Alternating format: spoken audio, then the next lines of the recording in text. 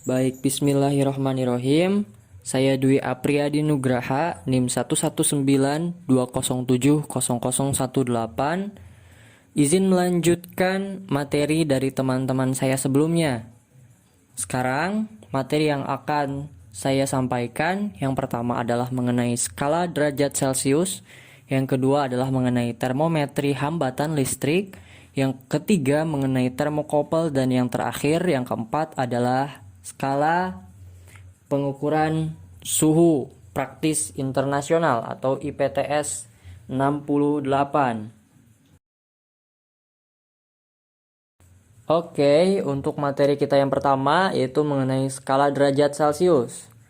Skala derajat Celcius sebetulnya bukan satu-satunya skala yang dikenal di Indonesia. Jadi di Indonesia ada 3 skala lagi yang keberadaannya diakui dan juga tidak asing di telinga kita, selain derajat Celcius tentunya. Nah, apa saja? Yang pertama yaitu derajat Fahrenheit. Yang kedua adalah derajat Reaumur, dan yang ketiga adalah skala Kelvin. Tapi di sini kita bakal membahas dulu mengenai skala derajat Celciusnya. Untuk skala derajat Celcius itu diusung oleh seorang ilmuwan astronomi yang juga berkecimpung dalam dunia fisika. Beliau namanya adalah Anders Celsius. Mengusung paten skala derajat Celcius ini pada tahun 1742 dengan skala pedoman pengukuran suhu. Di skala derajat Celcius itu menempatkan air sebagai patokan, sebagai salah satu opsi untuk menentukan batas pengukuran atau skalanya. Coba misalkan kita lihat di skala derajat Celcius, skalanya itu dimulai dari 0 derajat sampai ke 100 derajat, di mana 0 derajat Celcius itu disebut sebagai titik tetap bawah. Di situ juga sebagai kondisi di mana air membeku, dan 100 derajat Celcius itu disebut dengan titik tetap atas, kondisi di mana air mendidih. Skala derajat Celcius ini seringkali orang-orang salah persepsi, karena skala derajat Celcius dianggap sebagai skala satuan internasional. Sebetulnya itu tidak benar, karena skala derajat Celcius itu bukan skala pengukuran yang final. Masih ada skala lain yang muncul untuk membetulkan sebuah kekurangan yang dimiliki dari skala derajat Celcius. Apa kekurangan dari skala derajat Celcius? Kekurangan dari skala derajat Celcius itu adalah skala ini tidak bisa mendefinisikan sebuah kondisi di mana sebuah benda atau objek itu memiliki kondisi nol mutlak. Nah, kondisi nol mutlak ini adalah sebuah kondisi di mana sebuah objek atau benda sudah tidak memiliki energi kinetik molekulnya. Jadi, energi kinetik molekul itu kan energi yang menyebabkan benda atau objek memiliki suhu atau panas. Nah, ketika energi itu tidak ada karena nol mutlak itu tadi, maka benda tersebut tidak memiliki suhu karena molekulnya berhenti untuk bergerak. Nah, itulah yang kemudian dijadikan persoalan.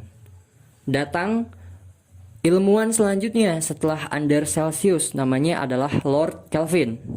Kita bisa tebak bahwa Lord Kelvin ini adalah orang yang mengemukakan teorinya mengenai skala Kelvin, sekaligus membetulkan yang keliru dari skala derajat Celcius. Pada skala Kelvin ini, titik tetap bawahnya itu sekitar 273 Kelvin, dan titik tetap atasnya itu 373 Kelvin. Nah, itu tadi adalah pembahasan mengenai skala derajat Celcius. Sekarang kita akan belajar bagaimana cara untuk menentukan skala atau mengkonversinya menjadi skala yang berbeda. Yang pertama yang mesti kita lakukan adalah kita harus tahu batas nilai di masing-masing skala suhu. Batas nilai itu contohnya seperti yang tadi, yang dipunyai oleh derajat Celcius misalnya 0 untuk titik tetap bawahnya dan titik tetap atasnya adalah 100 derajat Celcius. Itu adalah batas skalanya. Batas skala Fahrenheit misalnya, titik tetap atasnya 212, titik tetap bawahnya 32. Begitu juga dengan Reaumur dan Kelvin. Tahu dulu batas nilai di masing-masing skala suhu. Yang kedua, setelah kita tahu, kita kurangkan titik tetap atas dengan titik tetap bawahnya. Contoh di sini misalnya ada derajat Celcius. Titik tetap atasnya 100, titik tetap bawahnya 0. 100 dikurang 0, hasilnya adalah 100. Begitu juga dengan Fahrenheit. Fahrenheit mempunyai titik tetap atas 212, titik tetap bawahnya 32. Tinggal dikurangkan 212 dikurangi 32 adalah 180. Begitu juga dengan Reaumur dan Kelvin. Kita tinggal kurangkan antara titik tetap atas dengan titik tetap bawah. Setelah kita kurangkan, maka dapatlah hasil 100 untuk derajat Celcius, 180 untuk derajat Fahrenheit, 80 derajat Reaumur, dan 100 untuk Kelvin. Setelah kita kurangkan, hasil-hasil tersebut kita sederhanakan dengan cara membagi bilangan tersebut. Sehingga nantinya kita dapat hasil 5 untuk derajat Celcius, 9 untuk Fahrenheit, 4 untuk derajat Reaumur, dan 5 untuk skala Kelvin. Perbandingan-perbandingan ini nantinya akan dijadikan sebagai patokan kita untuk mengkonversi nilai. Misalnya dari Celcius menjadi Fahrenheit, dari Fahrenheit menjadi Reaumur, atau dari Reaumur menjadi Kelvin. Agar kita lebih mendapatkan penggambaran dari perhitungan yang sudah kita lakukan, kita masuk saja kepada contoh pengukurannya untuk menentukan suhu. Misalnya saya punya 145 derajat Fahrenheit. Saya ingin merubahnya ke dalam derajat Celcius. Yang pertama, kita harus tahu dulu nilai yang sudah kita dapat. Nilai yang sudah kita dapat tadi adalah 145 derajat Fahrenheit. Kita kurangkan dengan titik tetap bawah derajat Fahrenheit. Kita tahu titik tetap bawahnya adalah 32, maka 145 dikurangi 32. Hasilnya adalah 113 derajat Fahrenheit. Karena satuannya masih derajat Fahrenheit, kita kembali ke perbandingan yang tadi. Celcius dengan Fahrenheit adalah 5:9. Maka kita tulis 5/9 dikali dengan nilai yang sudah kita kurangkan tadi dengan titik tetap bawah. Jadi 5/9 dikali 113. Dan hasilnya adalah sekitar 62,7 derajat. Dan satuannya bukan lagi derajat Fahrenheit, tetapi sudah menjadi derajat Celcius. Nah itu untuk cara kita bagaimana untuk menentukan suhu apabila kita ingin merubahnya atau mengkonversi suhu tersebut. Selesai di skala derajat Celcius, kita masuk ke dalam pembahasan termometri hambatan listrik. Definisinya, termometri hambatan listrik itu adalah sebuah sensor untuk melihat besarnya suhu dengan cara merasakan suhu tersebut melalui perubahan besarnya arus. Jadi ketika arusnya berubah, maka kita bisa melihat nilai dari suhu tersebut berapa. Bukan hanya dari nilai arusnya, tapi juga bisa dilihat dari tegangan dan juga elemen hambatan listrik yang bervariasi, misalnya baterai, pada benda yang akan diukur. Termometer hambatan listrik ini digunakan untuk membuat pengukuran yang sangat akurat. Termometer hambatan listrik ini menggunakan logam, karena logam akan bertambah besar hambatannya terhadap arus listrik jika panasnya bertambah. Biasanya logam yang digunakan ini adalah logam PT atau platinum, karena logam platinum ini memiliki nilai kestabilitasan dan juga daya yang tidak berubah drastis dengan tegangan. Termometer ini dengan hambatan platina itu dapat dipakai untuk pekerjaan yang membutuhkan ketelitian tinggi. Kisarannya antara minus 253 derajat Celcius sampai ke 1200 derajat Celcius. Di sini ada gambar mengenai sketsa gambar mengenai termometer hambatan listrik. Kita lihat di situ ada RG, ada simbol E, ada simbol S, ada A, ada R, dan juga ada objek. Nah, untuk RG di sini adalah hambatan yang bisa kita geser.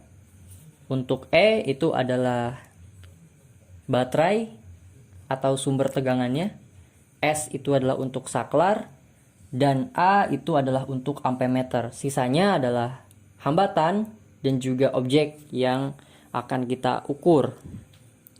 Karakteristik dari termometri hambatan listrik ini, dia memiliki nilai keakurasian yang sangat tinggi. Kemudian, yang mesti kita ingat juga bahwa biasanya termometer hambatan listrik ini menggunakan logam dengan jenis PT atau platina. Cara penggunaannya gampang saja, tinggal ditempelkan ke permukaan benda yang akan kita ukur suhunya. Selain termometri hambatan listrik, ada juga yang namanya termokopel. Termokopel itu adalah sensor suhu yang banyak digunakan untuk mengubah perbedaan suhu dalam benda menjadi perubahan tegangan listrik atau voltase. Termokopel yang sederhana dapat dipasang dan memiliki jenis konektor standar yang sama, serta dapat mengukur temperatur dalam jangkauan suhu yang cukup antara minus 200 derajat Celcius sampai 1800 derajat Celcius dengan batas kesalahan pengukuran kurang dari 1 derajat Celcius. Prinsip kerjanya yang sederhana itu berupa 2 buah kabel atau logam dari jenis yang berbeda, kemudian disatukan dengan cara dilas, yang ujung-ujungnya saja, yang kemudian nanti dilas. Titik penyatuan antara logam satu dengan logam yang lain disebut dengan hot junction. Prinsip kerjanya itu memanfaatkan karakteristik hubungan antara tegangan atau voltase dengan temperatur. Setiap jenis logam pada temperatur tertentu memiliki tegangan tertentu pula. Pada temperatur yang sama, logam A memiliki tegangan yang berbeda dengan logam B. Terjadilah perbedaan tegangan yang dapat dideteksi nantinya. Kerapatan elektron untuk setiap bahan logam yang berbeda itu bergantung kepada jenis logam apa yang digunakan. Jika 2 batang logam itu disatukan seperti tadi, di ujung-ujungnya saja, kemudian dipanaskan, maka elektron dari batang logam yang memiliki kepadatan tinggi akan bergerak ke batang yang kepadatan elektronnya rendah. Dengan demikian terjadilah perbedaan tegangan di antara ujung kedua batang logam tersebut yang tidak disatukan atau dipanaskan. Besarnya termolistrik atau GAM. GAM itu gaya elektromagnet, mengalir dari titik hot junction ke cold junction yang tidak dipanaskan, atau sebaliknya. Setelah terdeteksi perbedaan tegangannya, beda tegangan ini linear dengan perubahan arus, sehingga nilai arus ini nantinya bisa dikonversi ke dalam bentuk tampilan atau display. Sebelum dikonversi, nilai arus dikomparasi dengan nilai acuan dari nilai offset di bagian komparator. Fungsinya untuk menerjemahkan setiap satuan ampere ke dalam satuan volt, kemudian dijadikan besaran temperatur yang ditampilkan melalui layar atau monitor berupa 7 segmen yang menunjukkan temperatur yang dideteksi oleh termokopel. Itu tadi untuk termokopel. Setelah dari termokopel, kita membahas mengenai skala temperatur praktis internasional. Skala temperatur praktis internasional atau IPTS 68 ini muncul akibat dari kesulitan praktis menentukan secara langsung suhu termodinamika oleh termometri gas, serta ingin menyatukan skala suhu nasional yang ada. Maka muncullah skala temperatur praktis internasional. Skala suhu internasional ini mulai diadopsi sekitar tahun 1927 oleh yang namanya Konferensi Umum Bobot dan Ukuran ke-7. Tujuannya adalah untuk memberikan skala praktis suhu yang mudah dan diproduksi berulang dengan akurat dan yang memberi sedekat mungkin suhu termodinamika. Skala suhu internasional itu mulai direvisi pada tahun 1948, kemudian mulai direvisi lagi pada tahun 1960, dan yang terbaru sampai sekarang itu pada tahun 1968. Oleh karena itu disebut dengan IPTS 68. IPTS itu adalah kependekan dari International Practical Temperature Scale of 1968. Disingkat IPTS 68. Satuan dari T68, T-nya T gede, dan T68, T-nya adalah T kecil, itu Kelvin dan derajat Celcius. IPTS 68 didasarkan pada nilai-nilai yang dimasukkan untuk suhu, sejumlah keadaan kesetimbangan yang dapat dibuat ulang, titik tetap, dan instrumen standar yang dikalibrasi pada suhu tersebut.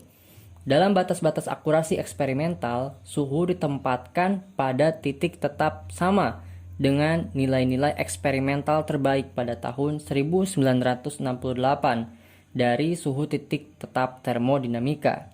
Interpolasi antara suhu titik tetap disediakan oleh rumus yang digunakan untuk menetapkan hubungan antara indikasi instrumen standar dan nilai-nilai dari IPTS. Itu saja mungkin yang bisa saya sampaikan selaku perwakilan dari kelompok 1 termodinamika. Lebih kurangnya mohon dimaafkan. Sehat selalu dan kami pamit undur diri. Assalamualaikum warahmatullahi wabarakatuh.